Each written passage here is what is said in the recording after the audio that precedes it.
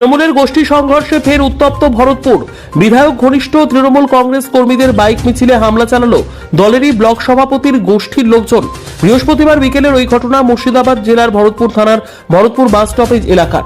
এই ঘটনায় এলাকায় ব্যাপক চাঞ্চল্য ছড়ায়। পরে সেখানে বিশাল পুলিশ বাহিনী পৌঁছে পরিস্থিতি নিয়ন্ত্রণে আনে। ঘটনাস্থলে কান্দি এসডিপিও শাসরেক আম্বারদার। প্রসঙ্গত, গত সোমবার শাসক দলের ভরতপুর বিধায়ক হুমায়ুন কবির স্থানীয় ভরতপুর 1 ব্লক সভাপতি নজরুল ইসলাম সম্পর্কে একটি কুরুচিকর মন্তব্য করেন। তিনি বলেছিলেন, এখানকার ব্লক সভাপতি কলকাতায় আন্ডার প্যান্ট পরে কান ধরে উঠবস করছে, সেই ছবি তার কাছে রয়েছে। বিধায়কের এই মন্তব্যের প্রতিবাদ জানিয়ে বুধবার দলের ব্লক সভাপতি অনুগতরা একটি প্রতিবাদ মিছিল করেন। এমনকি বিধায়কের কুশপুত্তলিকাও পোড়ানো হয়। এরপর এদিন বিধায়ক ঘনিষ্ঠরা বিকেলে পাল্টা ভরতপুর কিষান মান্ডি এলাকা থেকে বাইক মিছিল বের করেন। মিছিলটি স্থানীয় ডাঙ্গাপাড়া থেকে ফেরার সময় বাস স্টপেজ হয়ে যাচ্ছিল। সেই সময় শাসক দলের ভরতপুর প্রধান কার্যালয় থেকে ব্লক সভাপতি অনুগামীরা লাঠিসোঁটা নিয়ে বাইক বাহিনীর ওপর হামলা চালায় বলে অভিযোগ। এই সময় এখানকার ব্লক সভাপতি পার্টি অফিসের ভিতরেই বসেছিলেন। এদিকে পুলিশের সামনে কয়েকজন বাইক আরোহীকে রাস্তায় ফেলে মারধর করার সাথে বাইকও ভাঙচুর করা হয়। এরপর পুলিশ লাঠিচার্জ করে বলে অভিযোগ। ব্লক সভাপতির লোকজনদের পুলিশ তাড়িয়ে ফের অফিসে ঢুকিয়ে দেয়। এই ঘটনায় শাসক দলের ভরতপুর 1 ব্লক সহকারী সভাপতি সৈয়দ রফিকুল হাসান বলেন, মঙ্গলবার আমাদের বিধায়ককে দলের নাম ভাঙান একদল কর্মী অসম্মান করে মিছিল বের করেছিল। তারই প্রতিবাদে এদিন দলের কিছু কর্মী বাইক নিয়ে শান্তিপূর্ণভাবে প্রতিবাদ মিছিল বের করেন। ঘটনা বলতে আমাদের একটা শান্তিপূর্ণ মোটরসাইকেল মিছিল আজকে কর্মসূচি ছিল। সেটার মূল লক্ষ্য হলো যে কালকে এখানে আমাদের এমএলএ সাহেবকে অসম্মানিত করে এক শ্রেণীর উচ্ছৃঙ্খল যারা আদৌ দলটা করে না তিনি তারা এসে অন্য দলের মদতে এবং বিশেষ করে এখানকার ব্লক সভাপতির মদতে একটা অসম্মানজনক ব্যবহার যেটা করেছে সেটা এই এলাকার মানুষ তাকে সমর্থন করছে না। এলাকার মানুষের দাবি অনুসারে আজকে কিন্তু এই মোটরসাইকেল র্যালিটা নেওয়া হয়েছিল শান্তিপূর্ণভাবে। সেখানে কোনো রকম অশান্তিপূর্ণ বিষয় ছিল না এবং ওরা এই বিশৃঙ্খলাটা তৈরি করবে এরকম একটা খবর আমাদের কাছে কিন্তু ছিল। আমাদের কাছে বারবার বিভিন্নভাবে আসছিল খবর যে ওরা পার্টি বিষয়ে লাঠি সোটা নিয়ে মানে তৈরি থাকছে এবং এই ঝামেলা করবে মিছিল। আমরা যথারীতি প্রশাসনকে সে বিষয়ে অবগত করেছিলাম এবং শান্তিপূর্ণভাবে মিছিল যাওয়ার পর ফেরার সময় অতর্কিতভাবে ওরা আমাদের মিছিলের উপর হামলা করে প্রায় 4-5 জনকে খুব গুরুতরভাবে আঘাত করেছে।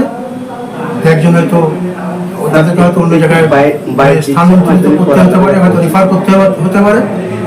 সেই ক্ষেত্রে আমাদের বক্তব্য যে এই শান্তিপূর্ণ মিছিলে যারা আজকে আক্রমণ করলো এরা কি আদৌ তৃণমূলের দল করে?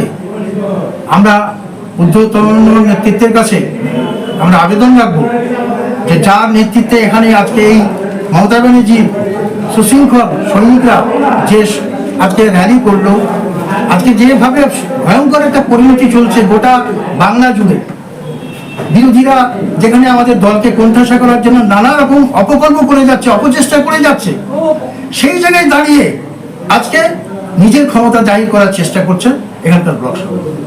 কিন্তু মানুষ এটাকে সমর্থন করে না। এই ভরতপুর, এই ব্লক, এই বিধানসভা অত্যন্ত শান্তিপ্রিয় জায়গা। এটা বিগত দিনের মানুষও দেখেছে, আজও দেখছে। আমরা এই অশান্তিকে কোনোভাবে এখানে প্রসারিত হতে দিব না। এই অশান্তি এখানে আমরা কিভাবে মেনে নিতে পারবো না। এখানকার মানুষ এর যোগ্য জবাব কিন্তু দেবে। মানে এই হামলার পিছনে কারণ কি বলে মনে হচ্ছে? কারণ এই যে এখানে যে ওরা বোঝাতে চাইছে যে এখানে এমএলএ কোনো লোকজন নাই, এখানে এমএলএ ওদের উপর নির্ভরশীল, ওরা যা বলবে এমএলএকে তাই শুনতে হবে। এমএলএ কিন্তু 43,000 ভোটে জেতা এমএলএ। এমএলএ সাহেব একটা এই মুর্শিদাবাদের একটা ডাকাবুকো নেতা। এমএলএ সাহেব এক ডাকে এখনো পর্যন্ত তার যে কোনো সময় 10,000 লোক জমায়েত করতে পারে। সেই এমএলএ সাহেবকে খাটো করবে। আর যারা সত্যিকারে বিগত দিন থেকে প্রায় যে সময় তৃণমূল কংগ্রেস ক্ষমতায় আসেনি সেই 2009 থেকে যারা আজকে এই তৃণমূলটাকে এই ভরতপুর ব্লকে প্রতিষ্ঠিত করার চেষ্টা করছে তাদের উপর আক্রমণ হবে, এটা মেনে নিতে পারে না। আপনারাও তো তৃণমূল। হ্যাঁ, ও ব্লক সভাপতি, তাহলে কি তৃণমূলের গোষ্ঠীদ্বন্দ্ব বলে মনে হচ্ছে? গোষ্ঠীদ্বন্দ্ব নয়, এটা ব্যক্তি স্বার্থ করার জন্য এটা করার চেষ্টা করছে। এখানে পঞ্চায়েতগুলোকে হস্তক্ষেপ করার জন্য চেষ্টা করছে। এখানে পঞ্চায়েতগুলোকে ওরা ওর কথাতে চলতে হবে, ও টেন্ডার করে দিলে সেই টেন্ডার মতো তাদেরকে টেন্ডার পাই দিতে হবে। মূলত একটা টেন্ডার বাহিনী তৈরি হয়েছে যাদের সাথে আজকের এই ঘটনা। কি নিয়ে হামলা করলো? আমরা ওদের হাতে সমস্ত বাট ছিল, লাঠি ছিল, হ্যাঁ, ঝাপা ছিল, এসব নিয়ে ওরা আক্রমণ করেছে। আপনারা তো পুলিশকে জানিয়েছিলেন বলছেন, তাহলে কি পুলিশ কোনো ব্যবস্থা প্রশাসন তার যেটা ক্ষমতা অনুযায়ী তারা চেষ্টা করেছে। তাহলে হয়তো ওখানে একটা মার্ডার হয়ে যেতে পারত। কি নাম আপনার? আমার নাম রফিকুল হাসান। আমি 2009 সাল থেকে তৃণমূল কংগ্রেস করি। বর্তমানে আমি ব্লক তৃণমূল কংগ্রেসের সহসভাপতি। যখন ঝামেলা হয় আমি তখন তো পার্টি অফিসের ভিতরে, তারপরে তো আমরা খবর পেয়ে যে ওখানে একটা গন্ডগোল চলছে, আমরা দৌড়ে গিয়ে তখন সেখানে ছাড়াই। তাহলে আমার নেতৃত্ব কোথায় হলো? তার আগে থেকেই তো গন্ডগোল ওখানে শুরু হয়ে গেল, এবং সেখানে গিয়ে যখন ঝামেলা হয় তখন আমরা বা পুলিশ প্রশাসন যৌথভাবে সেই ঝামেলাটাকে আমরা ছাড়িয়ে দিয়েছি, যাতে বাড়াবাড়িটা না হয়। আমার নেতৃত্বে কেন হতে যাবে সেটা? সে আপনারা ছিলেন তো সাংবাদিকরা, ওখানে দেখতে পাবেন যে আমাদের কি ভূমিকা ছিল ওখানে, ছাড়াবার ভূমিকা ছিল না মারমুখী ভূমিকা ছিল ওখানে। দুদিন আগে পার্টি অফিস ওপেনিং এর সময় তখন আমরা বিরুদ্ধে কিছু কথা বলেছিল, তার পরিবর্তে কালকে আবার বিধায়কের পুষ্পক নিয়ে এরকম একটা জুতো এবং ঝাঁটা দেওয়া হলো। তার কি আজকে সেই জবাব পর্বটা কি দিচ্ছে? না না, আমরা তো কালকে একটা আমাদের যে মিছিলের কথা বলছেন, সেই মিছিলটা এখানে সাধারণ যারা নাগরিক বা তৃণমূলের গ্যাস রুটে যারা কর্মী, তারা যৌথভাবে বা আমাদের যারা সচেতন নাগরিক, তারা যৌথভাবে সেই মিছিলটা করেছিল। সেই মিছিলেও আমি ছিলাম না, সেই মিছিলেও আমার যাওয়ার কোনো প্রশ্ন নাই। মানুষ সেখানে স্বতঃস্ফূর্তভাবে বেরিয়ে বিধায়কের যে কুরুচিকর মন্তব্য, জেলা সভাপতি গালমন্দ করা, অভিষেক বন্দ্যোপাধ্যায়কে গালমন্দ করা, আমাকে গালমন্দ করা, বাবা তুলে কথা বলা, এই ধরনের যে কুরুচিকর লাগামহীন ভাষা প্রয়োগ, সেখানে মানুষ তার প্রতিবাদ জানিয়েছে। যে তিনি যখন যা মন হয় মুখে বলেন, তো তার বিরুদ্ধে সাধারণ মানুষ, আপনারা দেখবেন ব্যানারটায় লেখা আছে প্রতিবাদ মিছিল। তো সেখানে আমাদের ভূমিকা নাই, সেখানে সাধারণ মানুষ বা গ্রাস রুটে যারা কর্মী তারাই কিন্তু তার প্রতিবাদ জানিয়েছে। আজকে তার কোনো পুনরাবৃত্তির ব্যাপার নেই। আজকে তারা, কালকে আমরা মিছিল করলাম, আমাদের লোকরা করলো মিছিল, হ্যাঁ, তা সেখানে মিছিল হয়ে গেল, আজকেই পাল্টা মিছিল করতে হবে, তার তো কোনো ছিল না। একটা তো তার মানে দেখে একটা উত্তেজনা তৈরি করা।